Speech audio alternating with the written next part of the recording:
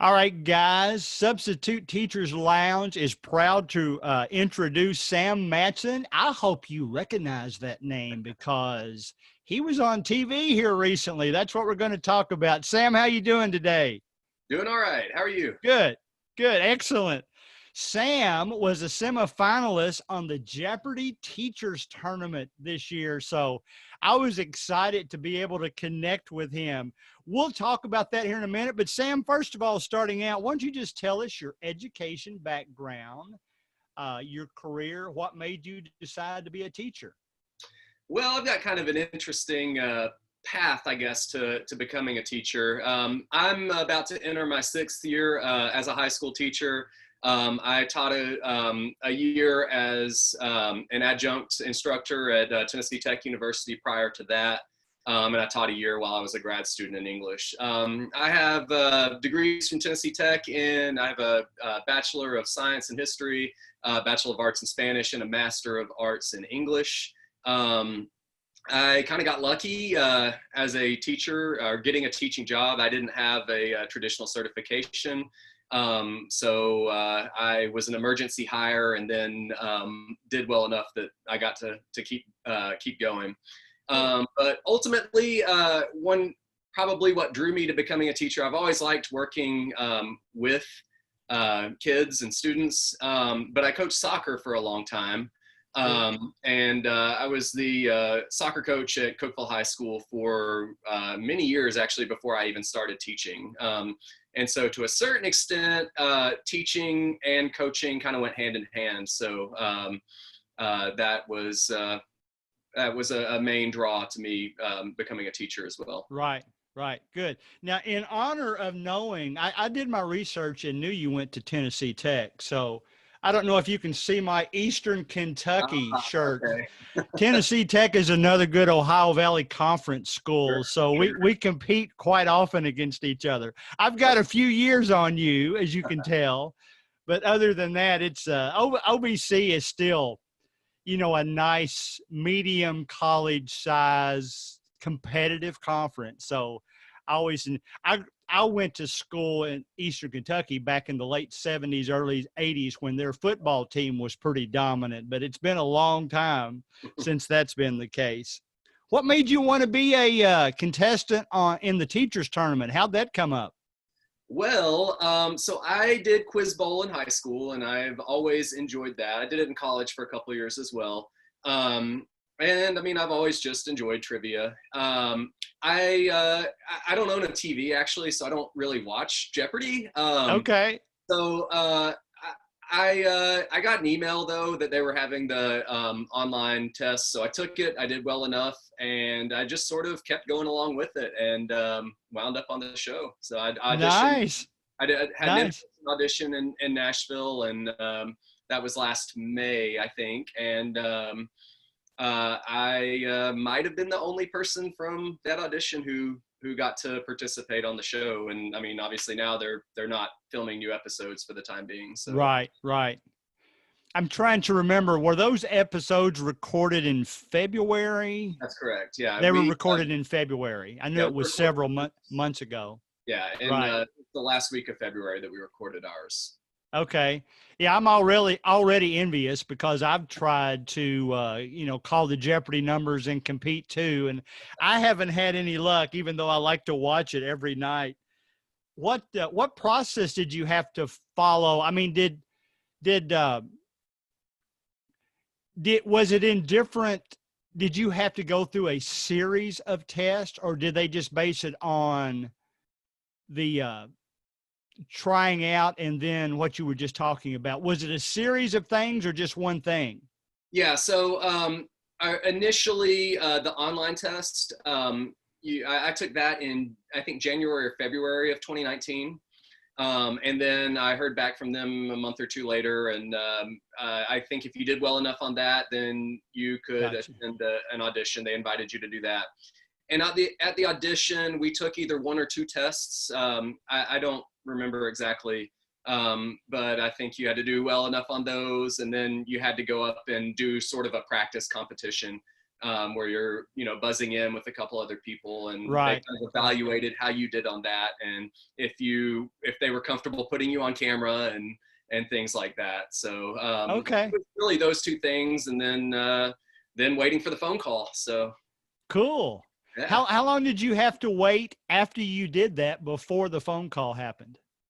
So I auditioned at the end of May in 2019, and I got the phone call in January, the middle of January Oh, this year. okay. So, You mentioned May before. I hadn't made the connection that the phone call took that long to happen too. So then after the phone call, it was pretty quick, wasn't it? it was about a month. About a month? Okay. Yeah. So I had a little bit of time to try to do some studying and last minute cramming. But yeah, it was pretty quick after that. Okay. Now, I have shared this with Sam already, but one of the reasons I chose him is that he was the only one that mentioned a substitute teacher. He mentioned the lady that was subbing for him while he was on the tournament. Tell us that a little bit about that story. Okay, yeah. So my substitute while I was on Jeopardy was Carolyn Hawkins. She's a retired teacher from Putnam County Schools and at Cookeville High School.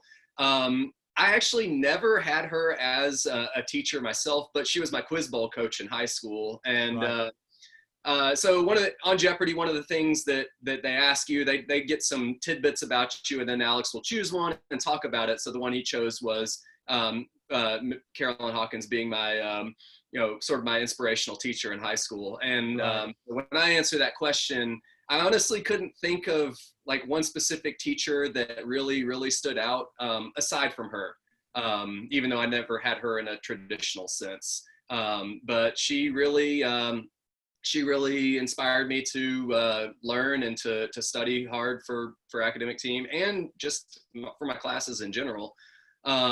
And she still subs to this day. She retired 3 or 4 years ago or so, and she hasn't wanted to, I guess, go away completely. So she's around, and she's a wonderful sub. That's awesome. I love that story.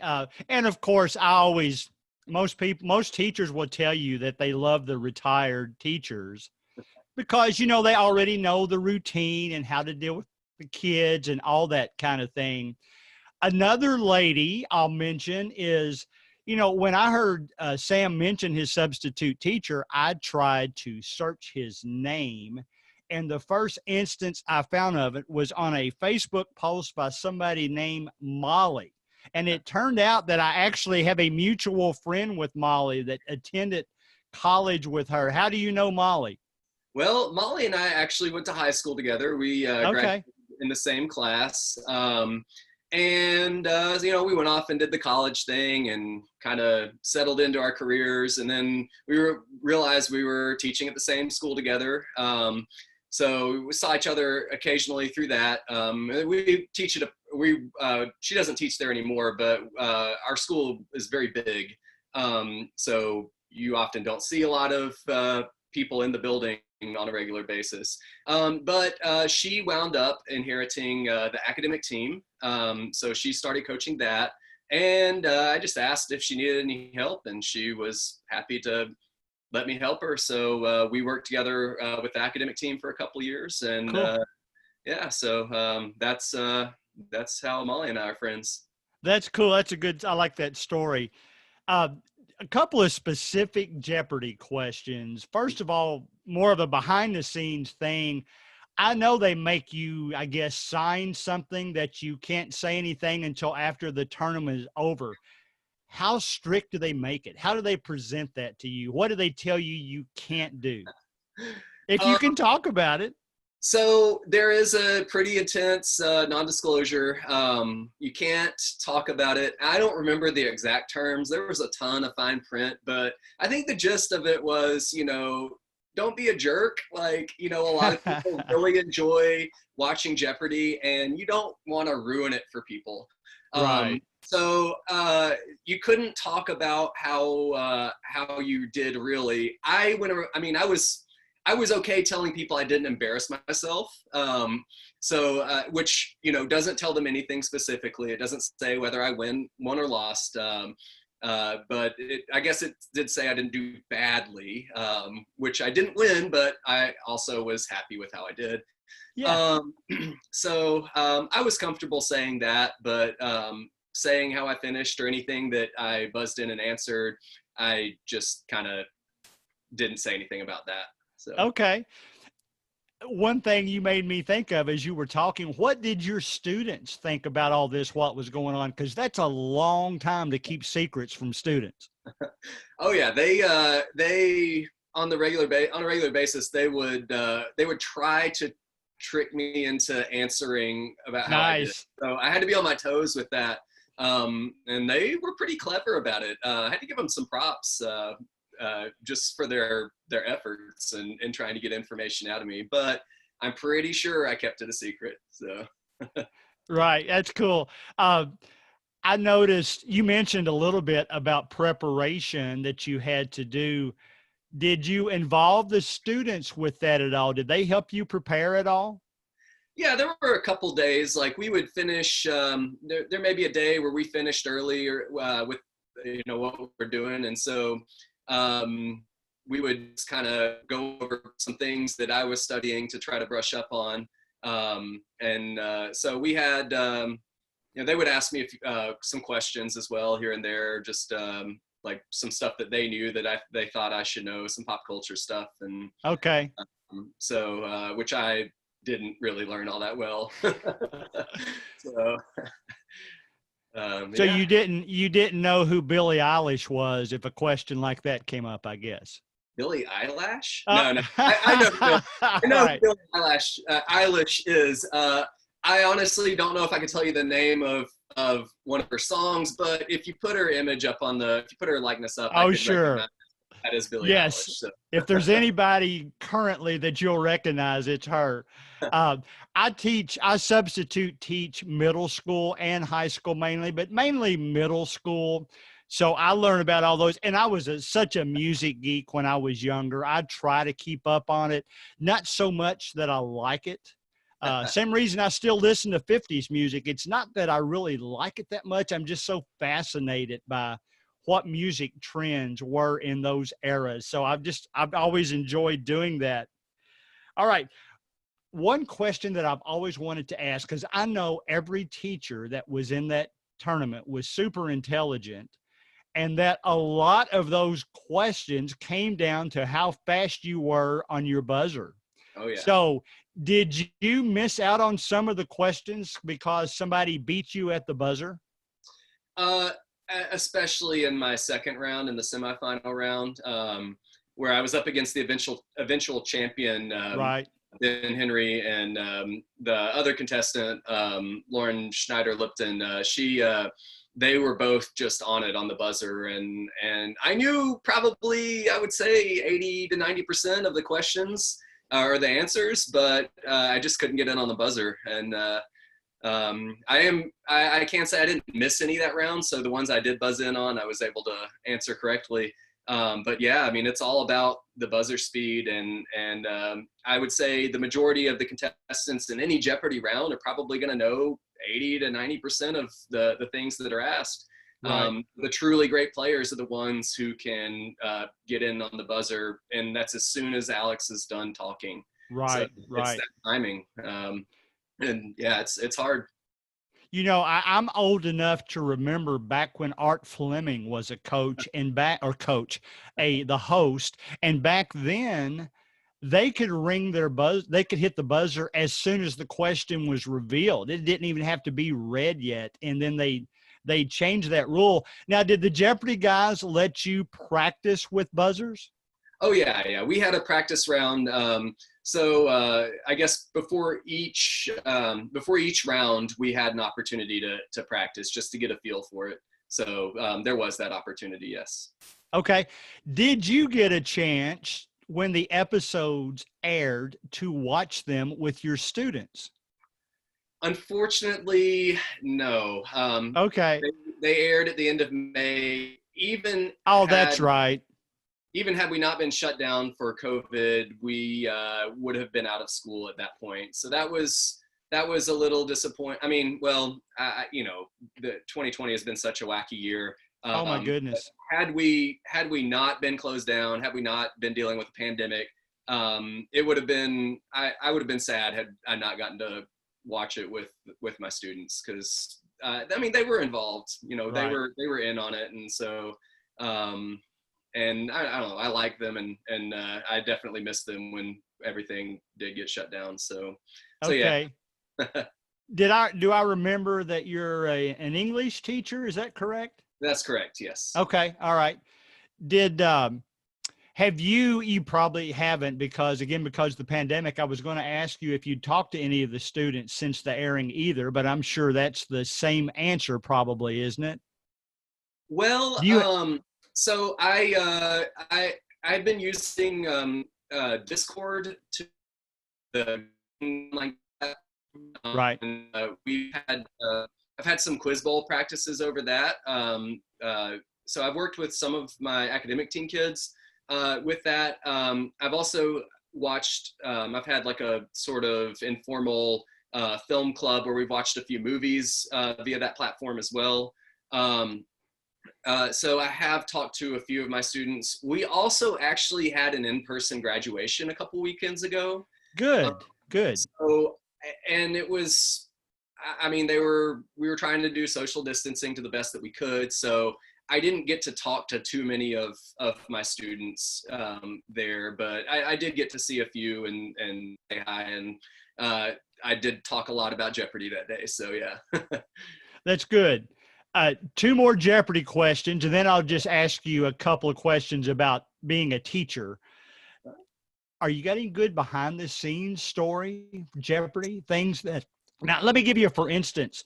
The only thing I've ever attended that I've been on television was a taping of Price is Right. We went out to California one year and we enjoyed it, but man, it was like the studio was the size of a matchbox. I would assume, just kind of looking at it, Jeopardy's probably a very small studio, isn't it? It's actually not tiny. So Okay. it's in the Sony Studios complex in Culver City, Okay. and I think they share a set kind of with Wheel of Fortune. Okay. At least a building. Um, but yeah, I mean, it probably could hold a couple hundred people in the audience. And at the time we filmed, we actually did have an audience, which was nice. But the room itself is actually the stage itself where the filming is done is actually pretty large. You're not Okay. that close to Alex when he's reading the questions. You're probably 10 to 15 feet away at least. And then the big board with all the questions and topics on it is also probably 30 feet away. So it's not tiny. So it's a really cool studio. Yeah. And I Okay. not to do much TV stuff ever. So it was definitely a learning experience for me too, to see the process and the behind the All scenes right. stuff. So. Well, one final question about Jeopardy. What if what could you say to encourage other teachers to give it a shot sometime, to go through that process? What would be your encouragement, or what would you tell them they should be doing to prepare for it? Hmm.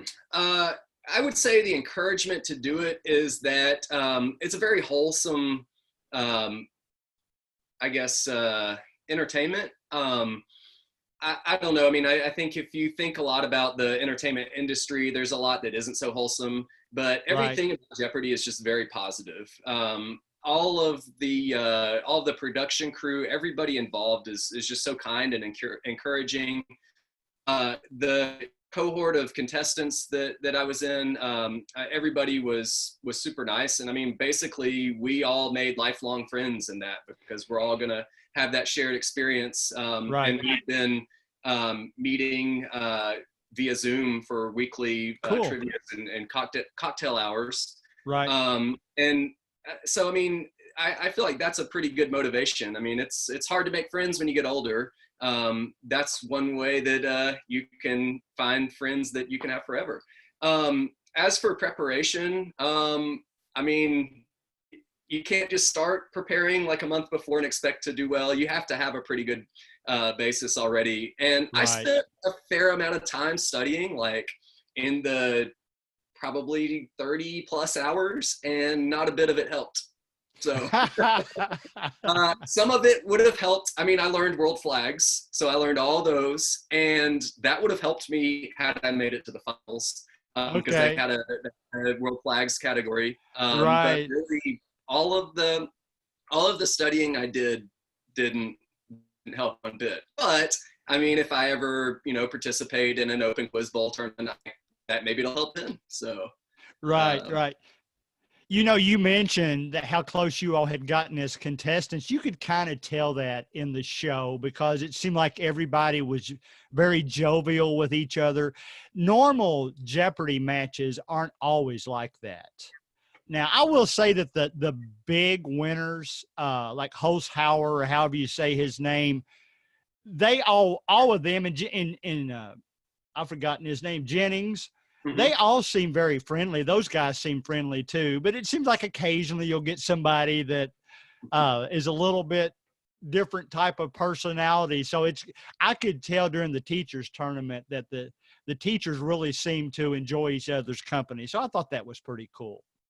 Yeah, and I mean, maybe we were a special bunch too. I mean, the production crew said that they liked us a lot, and that they said that we were one of the better teachers tournaments, and maybe they say Good. that to everybody, but I mean, everybody was very friendly and very, very kind, and people listen to you when you talk, and yeah, it was a great experience, and I'm very glad I got to do it.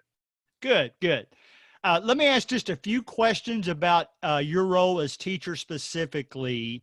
If you had to recommend the best way for a teacher or a substitute for that matter to connect with students, what's worked well for you? Hmm.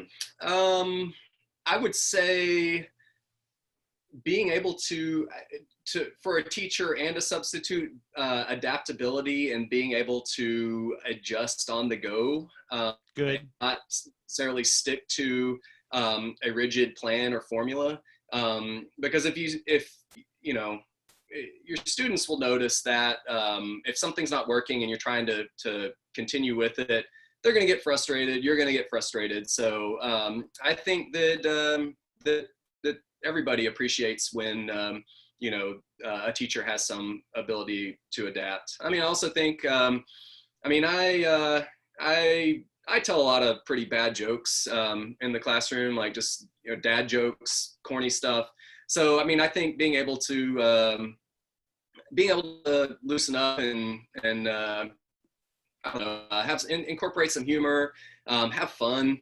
I think those are some effective methods, perhaps. I totally agree with that. What what um, what do you look for when in a substitute when you need one? What are you? Do you ever ask your students about the subs they had? Do you go back to the same ones over and over? What do you look for in a substitute?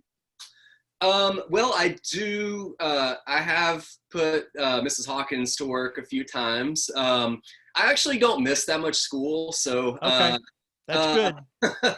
um, I if I didn't have Mrs. Hawkins, I'd probably look for somebody who does have some experience. If there is a former teacher, I would probably get them first. I have some friends who substitute here and there, so I've asked them. And usually, if I know I'm going to miss a day, I try to set up something to where the students are generally independent, and Good. basically the substitute just has to maintain order, which usually isn't a big deal. Okay. I try not to leave a whole lot of like new material for a substitute, Right. because especially if you have multiple classes, a substitute trying to pick up in the middle of multiple things, that's not an easy task. So Good. yeah. That's great. You know, in fact, I think I mentioned this to you. You are the first episode of our second year, and the the podcast has gone a lot better than I ever dreamed. I mean, we're at 11,000 downloads. So there wasn't a whole lot of resources out there for substitute teachers. But why don't we close with this? Share with us either your favorite or your funniest student story you can think of since you've been teaching. Well, I think I need to talk about my 8th period class from last year. Okay. It's a regular 12th grade English class, and it was big. It was about the biggest amount you can have. 8th period is, it's kind of a rowdy, everybody's yeah. go home at that point. So there just shouldn't be an 8th period in my opinion. But anyway, we spent a fair amount of time off the curriculum, just having these wide-ranging, just philosophical class discussions. And I don't know, we basically covered every single, we covered just about every single topic you can. But I had one particular student who got it in his head, and if he goes through with this, by all means, he plans on being a millionaire not long after he graduated. He has graduated now, but not pretty soon. He wants to be a millionaire and a magnate in the storage rental business. Okay. So I learned a lot about storage rentals and just I don't know. I learned a lot about that I never knew was a thing. So yeah, I mean, he more power to him if he goes Absolutely. follows through. Right. So that was, I mean, we laughed about that all year. So and that Right. might you had to be there kind of thing, but that for me, that was a tough class just because of when it was and the sheer size of it, but it wound up being a lot of fun, and I'll never forget it. So Nice. I love that story. I love what you said about, sharing personal stories and joking around with the students. I think that is so important as well. I've enjoyed talking to you today. You got any closing thoughts you want to share with us? Well, it's been a pleasure to be on here and talk to you. And I don't know. I'm glad to be a teacher. I'm glad to represent Cookeville High School. I think it's a great school, and I think we have a pretty good community here too. So Right. So yeah, I don't know. I guess that's probably all I got. Okay. I totally agree with I've been through Cookeville. That's a nice area. We go to Nashville quite often. Nashville is one of my favorite cities in the country. And, we've been to a lot of SEC basketball tournaments in Nashville. So we love that area. Sam, I really appreciate you being with us today, and we will talk to you soon. All right. Thanks, Greg. All right. Thank you. All right. We'll see you.